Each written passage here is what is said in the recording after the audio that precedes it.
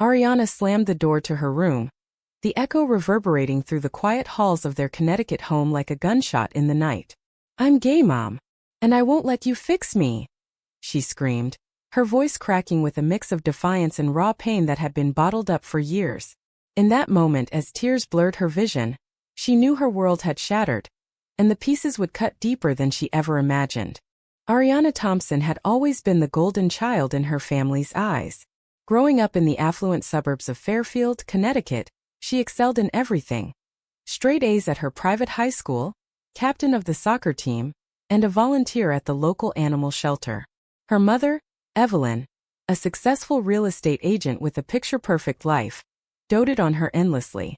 But beneath the surface of their manicured lawn and holiday card smiles lurked a tension that Ariana could no longer ignore. It started subtly during her junior year. Ariana found herself drawn to her best friend, Mia, in ways that went beyond friendship. Late-night study sessions turned into lingering touches, shared secrets whispered under blankets, and a kiss that changed everything. Mia reciprocated, and for a brief, exhilarating time, Ariana felt alive, like she had discovered a part of herself that had been missing. But guilt gnawed at her. Her family attended a conservative church every Sunday, where sermons often railed against unnatural lifestyles. Evelyn, a devout believer, had once casually remarked over dinner that homosexuality was a phase, something that could be prayed away. The confession came on a rainy April evening. Ariana sat at the kitchen table, fidgeting with her fork as Evelyn served lasagna. "Mom, I need to tell you something," she began, her heart pounding. Evelyn's smile faded as Ariana's words tumbled out.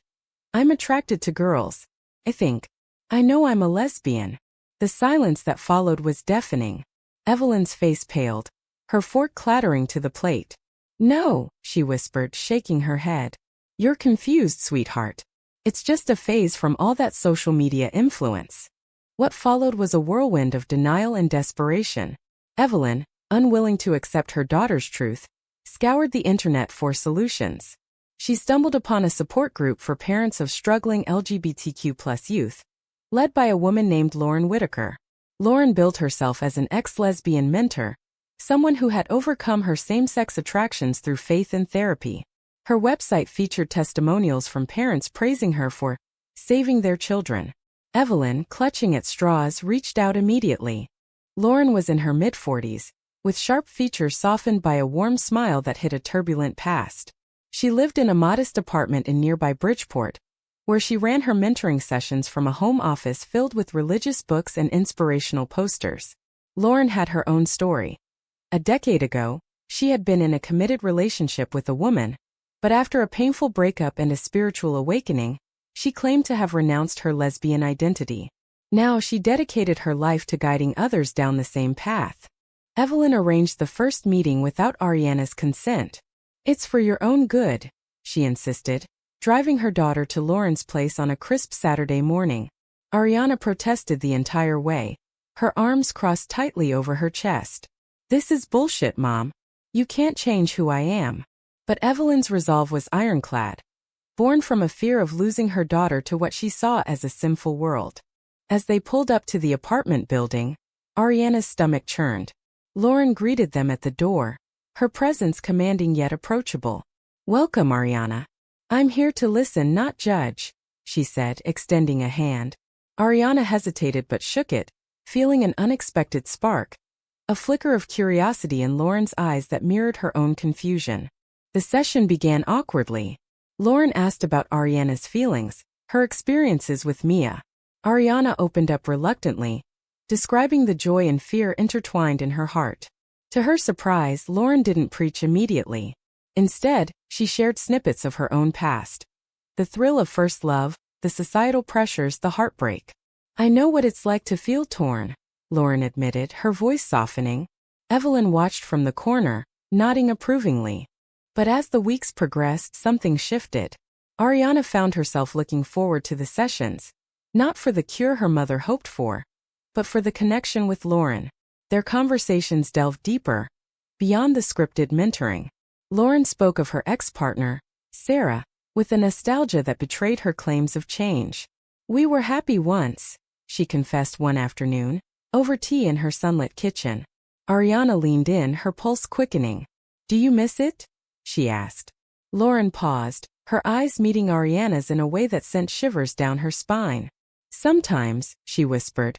Unbeknownst to Evelyn, these meetings were awakening old feelings in Lauren. She had buried her true self under layers of denial, convinced that her path was righteous. But Ariana's vibrancy, her unapologetic spirit, cracked that facade. One evening after Evelyn dropped Ariana off, Lauren found herself alone with her thoughts, staring at a photo of Sarah tucked away in a drawer. "What am I doing?" she murmured. Meanwhile at home, tensions escalated. Evelyn noticed Ariana's growing reluctance to discuss the sessions, interpreting it as progress. But Ariana was pulling away, confiding in Mia via secret texts. "This mentor lady, she's not what she seems," Ariana typed one night. Mia replied, "Be careful. Your mom is trying to erase you." The first major conflict arose during a family dinner. Evelyn's husband, Tom, Ariana's father, had been largely silent on the matter, burying himself in work. But when Evelyn announced plans for Ariana to attend a church retreat with Lauren, Ariana exploded. "I'm not going. This is torture," she yelled. Tom intervened, his voice calm but firm. "Evelyn, maybe we should listen to her." The argument spiraled, revealing cracks in the marriage. Evelyn accused Tom of being too lenient, while he questioned her fanaticism. As part one drew to a close, Ariana snuck out to meet Mia under the stars in a local park. They held hands, whispering dreams of escape. But lurking in the shadows was the impending storm. Lauren's internal battle, Evelyn's unwavering denial, and a secret that would soon unravel everything. The air in Lauren's apartment grew thicker with unspoken words, as sessions turned into stolen moments. Ariana arrived early one Tuesday, her backpack slung over one shoulder, pretending it was just another mandatory visit. Lauren opened the door, her usual composed demeanor faltering slightly at the sight of the young woman's determined gaze. They settled into the living room, sunlight filtering through sheer curtains, casting a warm glow on the worn couch. Lauren began with her standard questions, but Ariana cut her off. "Why do you do this? Pretend you've changed when it's obvious you haven't." The words hung heavy, challenging the very foundation of Lauren's life. Lauren's hands trembled as she set down her notebook. "It's not that simple, Ariana. I made choices for my faith, my family." But Ariana pressed on, sharing stories of her own struggles, the bullying at school after rumors spread, the isolation from friends who didn't understand. Lauren listened, her empathy genuine, drawing from memories she had long suppressed. As the conversation deepened, Lauren admitted more. "Sarah and we built a life together in New York City. Art galleries, late-night walks in Central Park. It was beautiful." Her voice cracked, and for the first time tears welled in her eyes. Ariana reached out, placing a hand on Lauren's arm. The touch was electric, a bridge between their shared worlds. "You don't have to hide anymore," Ariana said softly. In that instant, Lauren felt a pull she hadn't experienced in years, a reminder of the love she had forsaken. Back home, Evelyn sensed the change. Ariana seemed calmer, more introspective, which Evelyn mistook for conversion. She invited Lauren over for dinner, eager to celebrate the progress. The evening started pleasantly, with Tom grilling steaks in the backyard and Evelyn preparing salads. Lauren arrived with a bottle of wine, her smile polite but strained. Over dinner, the facade held until Ariana excused herself to the bathroom. Evelyn leaned toward Lauren. "Thank you for saving her. I was so scared." Lauren nodded, but her mind raced. Later, as they cleared plates, Lauren and Ariana found themselves alone in the kitchen. "This can't continue like this," Lauren whispered. Ariana's eyes pleaded. "Then help me. Tell my mom the truth." The next session marked a turning point. Lauren decided to confront her past head-on. She pulled out old letters from Sarah, reading excerpts aloud. "We were in love, truly, but pressure from my family. I chose the easier path." Ariana listened, her heart aching for the woman before her. As the sun set, their hands brushed and neither pulled away. It was a moment of quiet intimacy, devoid of anything explicit, but rich with emotion. Evelyn, however, grew suspicious. She overheard a phone call between Ariana and Mia, filled with giggles and coded references to Lauren. Panicking, she confronted Ariana. What's really going on in those sessions? Ariana denied any impropriety, but the seed of doubt was planted. Tom, noticing the rift, tried to mediate. A quiet engineer by trade, he had his own reservations about Evelyn's approach. Love is love, Ev. We can't force her to be someone she's not. But Evelyn, fueled by fear and religious conviction, doubled down. She scheduled more intensive sessions, insisting Lauren incorporate prayer circles. Lauren, torn between her duty and her reawakening feelings, began to question everything. One night, she drove to a quiet cafe in Manhattan, reminiscing about her days with Sarah. There, by chance, she bumped into an old friend from that era. Lauren, you look different, the friend said. Over coffee, they talked about acceptance, about living authentically. It stirred something deep within her. Ariana, meanwhile, faced her own conflicts at school. Mia wanted to go public with their relationship, but Ariana hesitated, fearing her mother's reaction. I love you, but this mess with Lauren, it's complicating everything, she confessed during a lunch break. Mia nodded understandingly, but hurt flickered in her eyes. The drama intensified when Evelyn discovered Ariana's journal, hidden under her mattress. Pages filled with thoughts about Lauren. Not romantic in a forbidden sense, but admiring her strength and vulnerability.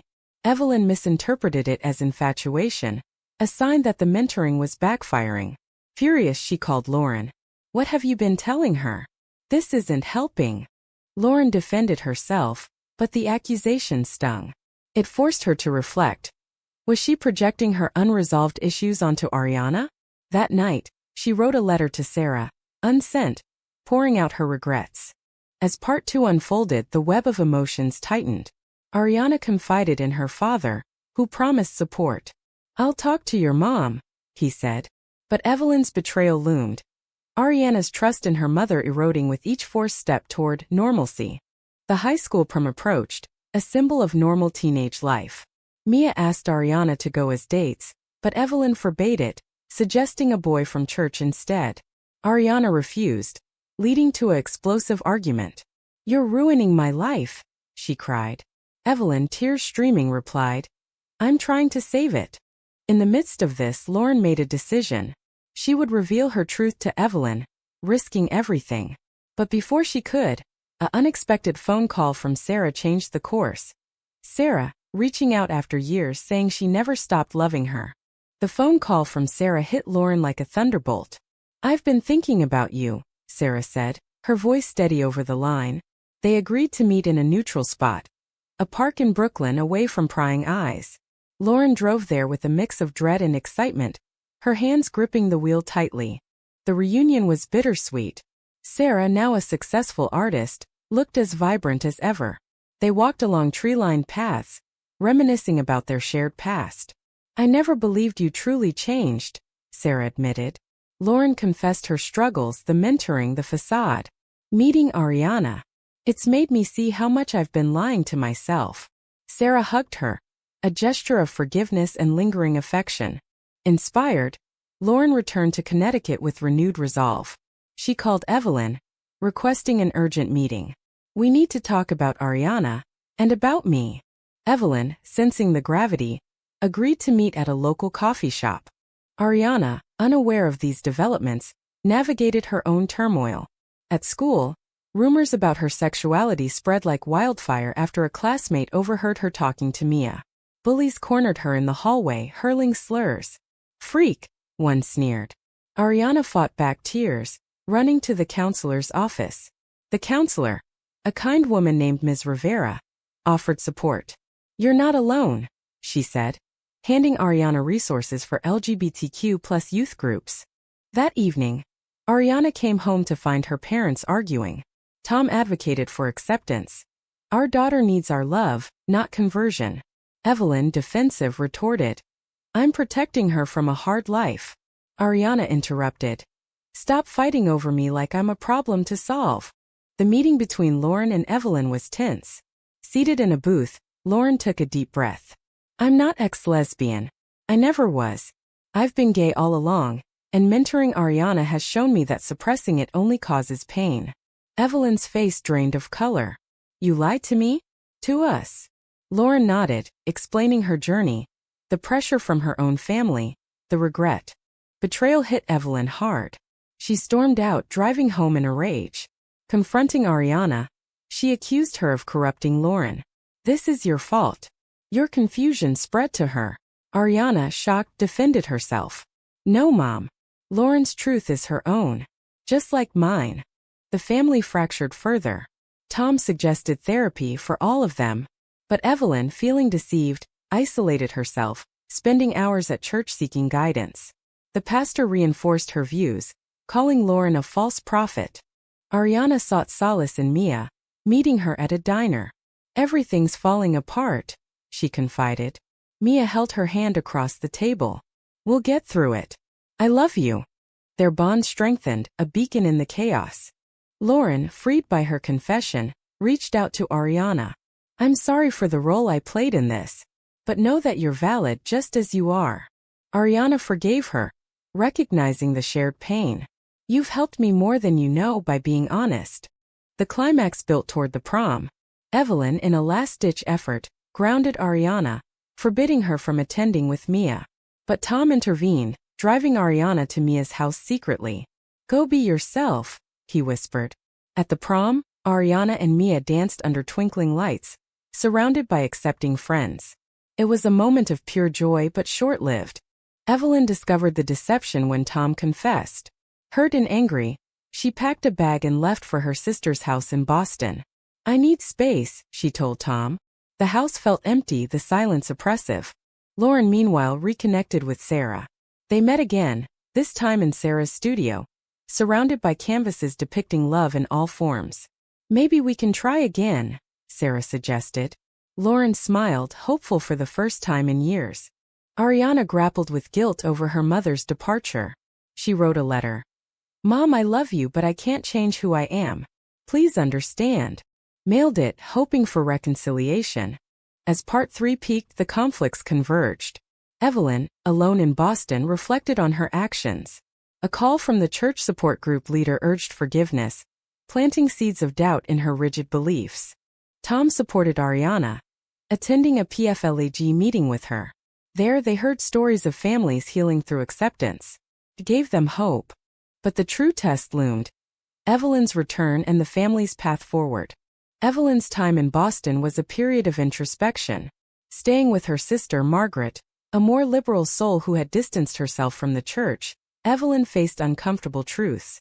Margaret shared articles about LGBTQ+ acceptance, stories of parents who evolved.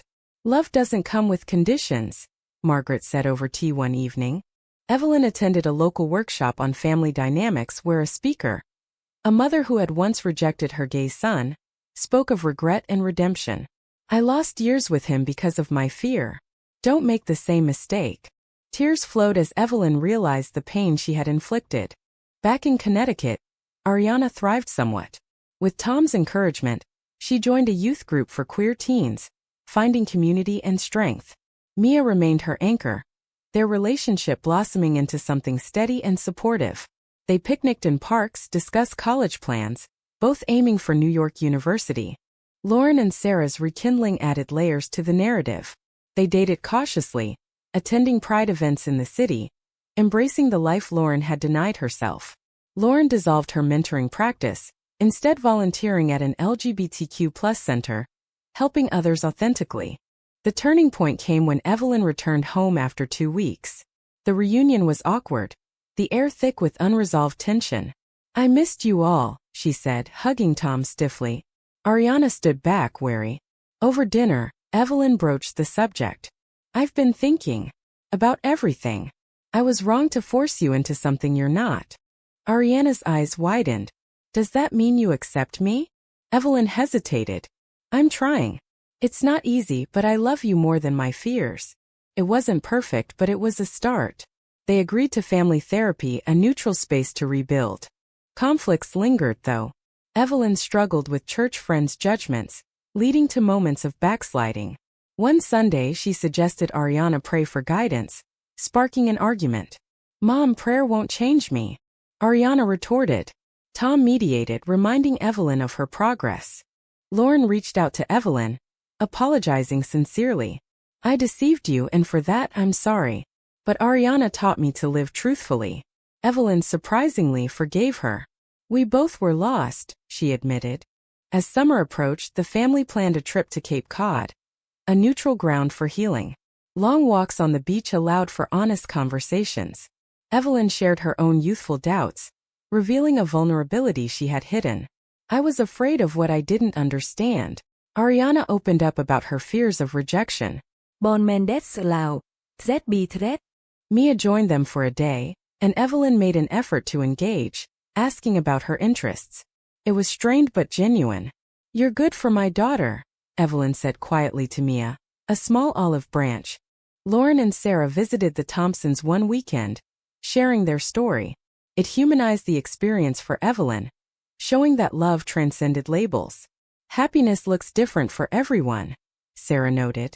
Yet, drama resurfaced when an old church acquaintance confronted Evelyn at a grocery store. Heard about your daughter. Such a shame. Evelyn defended her family fiercely. The shame is in judging others. It was a pivotal moment, solidifying her shift. Ariana graduated high school with honors, her speech touching on authenticity and love. Evelyn beamed from the audience, tears of pride mixing with those of remorse. As part 4 waned, the narrative shifted toward resolution. The family wasn't whole yet, but cracks were filling with understanding. Lauren found peace in her renewed life, a testament to second chances. The summer in Cape Cod became a cornerstone of renewal. Mornings started with coffee on the porch, watching waves crash against the shore. Evelyn and Ariana took long walks, discussing dreams and fears. I want to study psychology, Ariana shared, to help others like me. Evelyn nodded. I'm proud of you no matter what. Back home, therapy sessions delved deep. The counselor encouraged vulnerability, uncovering Evelyn's own unresolved issues, a strict upbringing that stifled emotion. I projected my fears onto you, she admitted to Ariana. Forgiveness flowed, not instantly but steadily. Tom's quiet support was the glue. He organized family game nights, lightening the mood. Laughter returned, a sound absent for too long. Lauren and Sarah's relationship flourished, inspiring Ariana. They invited the Thompsons to a pride parade in New York, a tentative step. Evelyn attended, overwhelmed at first by the colors and joy, but moved by the unity. Holding Ariana's hand, she whispered, "This is beautiful." Mia and Ariana's love deepened, marked by small gestures. Notes in lockers, stargazing dates. They faced challenges, college applications, long-distance fears, but their bond endured. A final conflict arose when Evelyn's church asked her to speak on overcoming trials. She declined, choosing family over doctrine. It cost friendships but gained freedom. The story culminated in a backyard barbecue. Friends and family gathered. Lauren and Sarah attended, toasting to new beginnings. Evelyn raised her glass. To love in all its forms.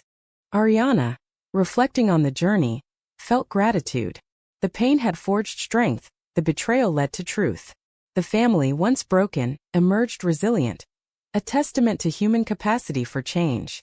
In the end, it was a tale of redemption, where love triumphed over fear, and authenticity healed wounds. Not a fairy tale, but real, messy, and profoundly human.